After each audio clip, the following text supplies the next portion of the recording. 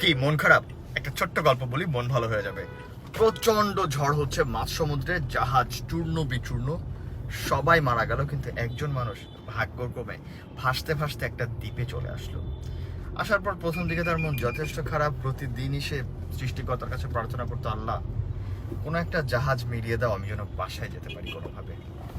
একদিন যায়, 2 দিন যায়, মাস যায়, কেউ আসে না হেল্প করতে। একসময় সে নিজে কিছু কাঠ খড় জোগাড় করে একটা ঘর বানালো এবং থাকতে শুরু করলো।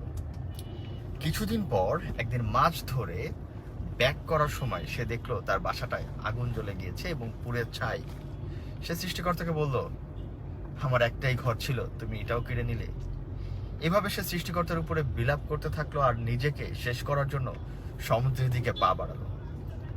সমুদ্রে ডুবে নিজেকে শেষ করার জন্য প্রতিজ্ঞাবদ্ধ মানুষটা সমুদ্রের পাড়ে যেতে যেতেই অবাক হয়ে দেখলো একজন নাবিক একটা জাহাজ নিয়ে তার কাছে হাজির। সে অবাক হয়ে জিজ্ঞেস করলো, এতদিন আমি এখানে ছিলাম, কেউ আমাকে হেল্প করতে আসেনি, আপনি কে ভাই, কোথা থেকে আসলেন? বলল, কিছু সময় আগে আপনি যে ধোঁয়া পাঠিয়ে সিগন্যাল দিয়েছেন, এর মাধ্যমে আমরা বুঝতে পেরেছি আপনি হয়তো বিপদে আছেন, তাই আমরা এখানে চলে এসেছি। মোরাল অফ দ্য স্টোরি, আমরা সবসময় মন খারাপ করি, মাঝে মাঝে চিন্তা করি সৃষ্টিকর্তার এই ডিসিশনটা হয়তো আমার জন্য পারফেক্ট ছিল না, কিন্তু কেন উনি এমনটা করলেন? আর এভাবে নিজেকে হারিয়ে ফেলি, ব্লেম করতে থাকি আমার ভাগ্যটাই হচ্ছে সবচেয়ে খারাপ।